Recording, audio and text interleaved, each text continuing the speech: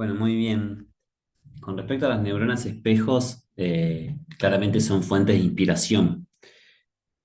Todos los que estamos acá escuchando y los que formamos parte de la cultura deportiva, hemos observado a nuestros deportistas reconocidos a lo largo de la historia, los hemos mirado, nos hemos embebido de su historia, eh, hemos trabajado en casa con los mensajes reales, los que nos dieron, y también con los mensajes que no nos dieron, pero son mensajes per se. Por ejemplo, las acciones que no se deben hacer, que como ejemplo del bien hacer nosotros hemos tenido, ¿no? En nuestros mayores, padres, madres, tutores, abuelos, abuelas, tíos, con quienes hemos estado, hermanos mayores, también menores. Hemos de una u otra forma reivindicado las acciones que nuestra sociedad considera correctas, las buenas conductas, la conducta civil, ciudadana, ¿no? Los buenos hábitos. Hemos usado incluso la ropa de quienes nos representan, aquella de Maradona, la de Messi. Hemos usado la musculosa de los deportistas reconocidos. Hemos comprado las camperas que nos identifican. Hemos escuchado su música para ver si tan nuestra era. Hemos consumido su arte. Hemos hecho de nosotros un tanto de hechos, fiel reflejo de que las neuronas espejo también funcionan como proceso de inspiración. Entonces, me parece importante acá mencionar tres aspectos necesarios que si estuviéramos en la clase aspiraríamos a la respuesta de ustedes. ¿Y qué sucede con lo verbal? ¿Dónde queda la escucha de aquellos aspectos que nosotros llevamos a la oralidad? En la vida diaria de un niño, de una niña, de un adolescente. Y en la enseñanza de un gesto técnico, ¿dónde queda lo verbal? ¿En qué lugar nosotros lo ubicamos en el proceso de enseñanza? Porque al fin y al cabo, en casa también se educa, ¿no? Y no vamos a entrar en esta cuestión poliinterpretacional de las buenas y las malas enseñanzas, ¿no? ¿Y qué sucede con lo verbal en la elaboración de un producto cultural? Vayamos a las motricidades finas, como por ejemplo en un blues, en un jazz, en una música de composición instrumental de relevancia, donde el sapeo, donde la funcionalidad de lo que se hace como aspecto creativo, ¿no? ¿Qué función tiene aquello verbal que nos inspira? Hecho significativo también sucede en la percepción visual o la visualización, como veíamos en el video de Yelena Zimbayeva, que ella hacía, ¿no? Visualizaba algo, que incluso con un mensaje oculto para todos nosotros y hasta muy posible que para entrenador también. Solo pensando somos capaces de crear adaptaciones en el cerebro. De ahí la importancia del pensamiento divergente, lo que en neurociencia se llama neuroplasticidad. Nosotros, al accionar sobre una realidad del pensamiento, pensando, podemos crear nuevas redes neuronales y recurrir a ellas cuando nosotros las necesitemos. De ahí la importancia también de la educación secuenciada, ¿no? Y hubo un experimento que hizo Álvaro Pascual Leone, donde ubicó un grupo de personas que no habían estudiado piano en su vida y le enseñó el movimiento de los dedos, ¿no? De dónde debían mover para la interpretación de una secuencia de notas simples mientras las escuchaban, ¿no? Y a ese grupo que intervino lo dividió en dos. Un grupo, el grupo A, se le pidió que practicaran 2 horas al día con ese piano de secuencia de notas durante 5 días, simple. Y al grupo B, en contraposición, se le pidió que imaginaran de manera concentrada que tocaban 2 horas al día durante 5 días la misma secuencia de notas sin un piano, claramente, ¿no? Y lo interesante de esto, de este experimento, que puede ser simple y hasta mucho, digamos, bueno, eso era obvio que iba a pasar, y era que ambos crearon las redes neuronales nuevas. ¿Dónde queda la experticia? ¿Dónde queda la expresión práctica? León Álvaro Pascual demostró que la visualización crea experiencia y provoca adaptaciones cerebrales sin pasar por la vivencia física. Un hecho que yo conté hace poquito en clase tiene que ver cuando yo estaba estudiando como ustedes la carrera de profesorado y licenciatura en educación física. Me tocó en una asignatura que era masaje 3 masajear justo un campeón olímpico, récord del mundo, de lo cual estaba súper orgulloso. Me tocó al azar, no por una cualidad ni por una nota. Y bueno, me iba unos 60 kilómetros a masajear 3 veces a la semana a esta persona. Y cuando llegué, como no existía el internet en ese momento, por lo menos no estaba tan en apogeo, me comentaron que estaba lesionado y me dijeron, si querés, quédate a mirar el entrenamiento. Y yo pensé que era el entrenamiento de otros, ¿no? De otras personas. Sin embargo, estábamos hablando del mismo atleta, que era recordista olímpico de vallas, caribeño de Cuba, y lo vi enfrentado en una silla con su entrenador abajo de una sombra, un día de mucho viento, donde no transpirabas por el solo estar sentado, no había chance, más allá que uno estaba en el Caribe, y lo vi sudar. Él estaba tapado, tenía los ojos tapados, ¿no? En un momento, por otro momento se los destapaba, por otro momento se los volvía a tapar, hacían interacciones, lo vi sudar, lo vi con movimientos repentinos, esa persona estaba entrenando. No sé si era el entrenador o el psicólogo, porque allá se trabaja sobre equipos directivos, no solamente sobre un entrenador atleta en deporte individual. Y me quedé siempre pensando, ¿no? ¿Qué estaba haciendo esa persona? Y después de mucho tiempo, un poco inducido por el estudio de la neurociencia o de la psicología aplicada, me di cuenta que ese sujeto estaba entrenando. Estaba entrenando. Y eso me parece que es muy importante a la hora de nosotros reconocer los aspectos de lo que es el entrenamiento y hasta dónde puede llegar, ¿no? Nos demostró entonces este autor que la visualización crea experiencias, que la visualización provoca adaptaciones neuronales y a veces sin pasar por las vivencias físicas, aunque claro, estas tienen que haber sido realizadas en algún momento de la vida. Para eso entonces les voy a mostrar otro video que me parece muy importante para analizar y veamos cómo es. Evo Ivana Španovića. Treći put. U međuvremenu rekli smo da je Lauren Jurgen skočila 6,97. Lišina se popravila sa 6,79. Ali niko još nije ni blizu na 6. Sada može cela arena, sada Ivana kaže da može.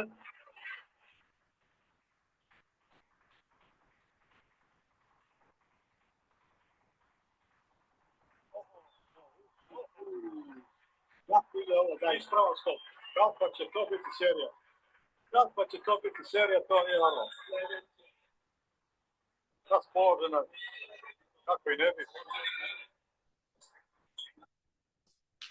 Pensemos entonces juntos, ¿no? Cómo reproducir tal hecho que es relevante, pero que funciona siempre para un deportista como esta, ¿no? Y cuánto puede haber pasado por ahí en su referencia, las verbalizaciones, que incluso ella se autoconduce, se autoconstruye, y el esquema que ya tiene preparado que le permite superarse, incluso al darse cuenta en el momento de la caída, ¿no? Después de haber hecho toda esta gesticulación, de que había hecho un salto de excelencia. Veamos otro ejemplo mucho más matizado en un deporte de una estética trascendental.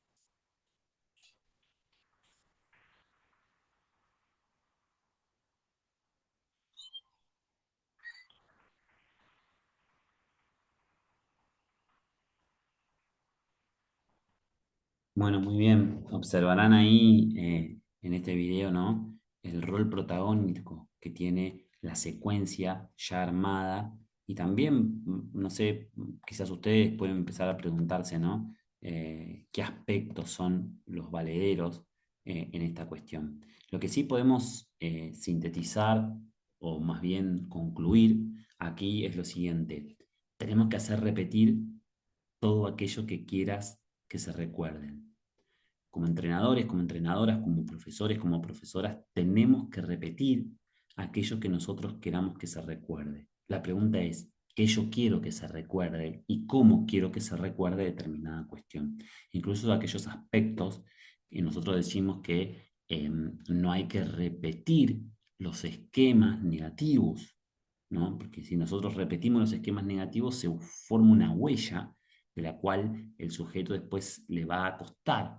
Por eso hay que tener mucho cuidado con las demostraciones, ser capaces y tratar de demostrar algo que nosotros seamos capaces de hacer y en su defecto traer medios alternativos, visuales, fotografías, el uso de las tecnologías blandas para toda esta cuestión. Lograr una reproducción en el cerebro de acciones concretas, de experticias, de praxis, reproducir en el cerebro sensaciones, ¿no? Y que uno vaya guardando esa sensación de determinada manera frente al hecho en concreto deportivo, percepciones. Por eso es muy importante a veces realimentar la visión de qué sentiste, cómo te sentiste, qué sentiste diferente a pensamientos reflexivos y no siempre creativos, a veces incluso esos pensamientos sistémicos que se van generando en las experticias prácticas y reproducción en el cerebro de tantas otras cosas. La pregunta entonces es, ¿cómo conseguimos que las neuronas establezcan, ¿no? y entablen una relación duradera entre ellas?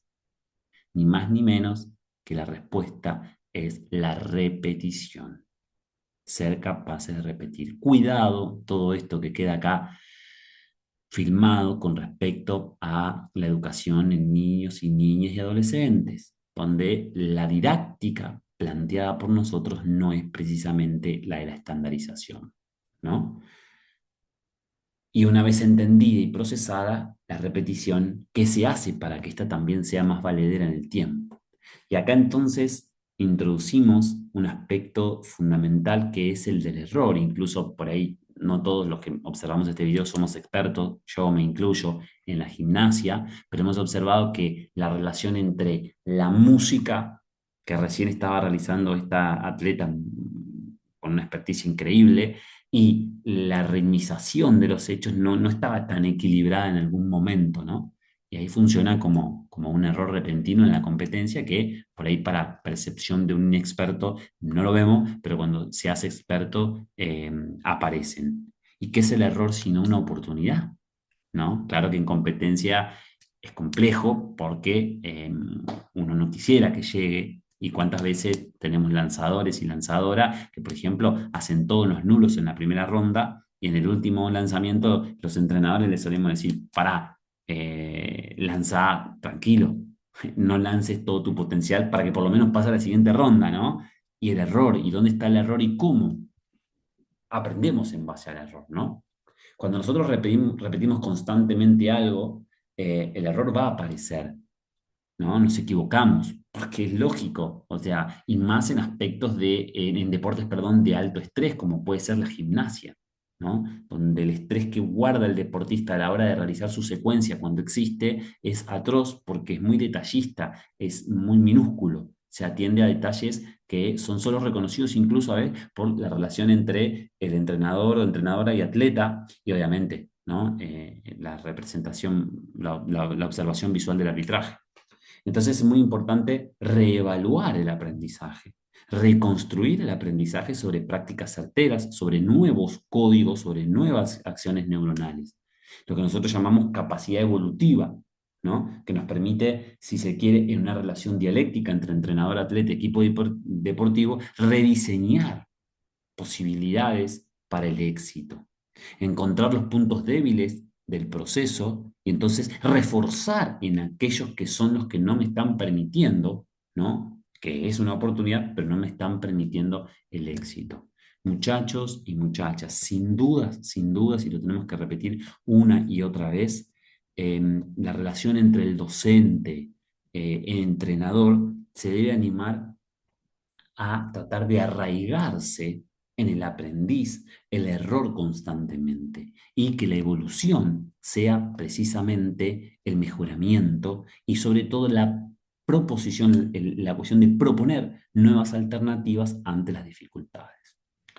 Cuando nosotros diseñamos una secuencia, cuando nosotros diseñamos un ejercicio cualquiera, en atletismo, en gimnasia, en natación, que esté ínfimamente realizando en esos momentos, hay que elaborar una serie de propuestas para perfeccionar el aprendizaje en la práctica motriz y no quedarse solamente con lo que a otro le funcionó, que o tiene que funcionar a uno mismo. Por tanto, todos los elementos recientemente trabajados que hayan dado éxito, hay que reforzarlos con actividades similares y ver entonces acá hasta dónde nosotros podemos avanzar y hasta dónde el atleta es capaz de avanzar con su propia observación de la práctica que está realizando.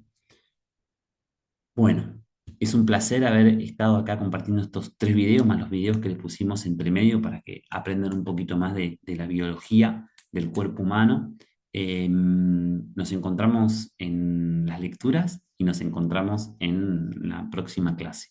Muchísimas gracias por estar y espero que entre ustedes también puedan conversar sobre estos aspectos que son importantes no solo en la evaluación de deportes individuales 3 y de atletismo, gimnasia y natación, sino también, que es mucho más importante, en nuestro desafío como docentes y entrenadores de algo muy importante que son las prácticas motrices.